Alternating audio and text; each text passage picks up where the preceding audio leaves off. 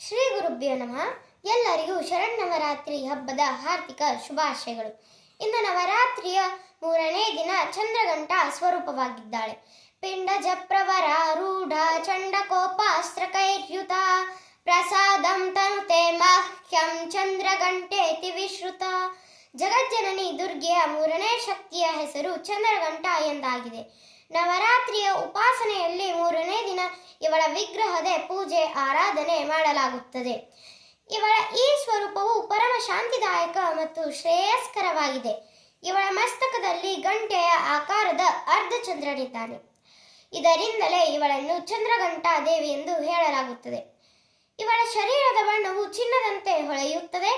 ಇವಳಿಗೆ 10 ಕೈಗಳಿದ್ದು 10 ಕೈಗಳಲ್ಲಿ ಖಡ್ಗ ಇತ್ಯಾದಿ ಶಸ್ತ್ರಗಳು ಹಾಗೂ ಬಾಣ ಇತ್ಯಾದಿ ಅಸ್ತ್ರಗಳು ವಿಭೂಷಿತವಾಗಿವೆ.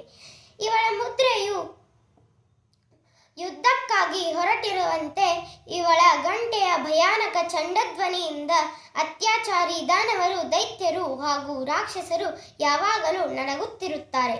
ಧನ್ಯವಾದಗಳು.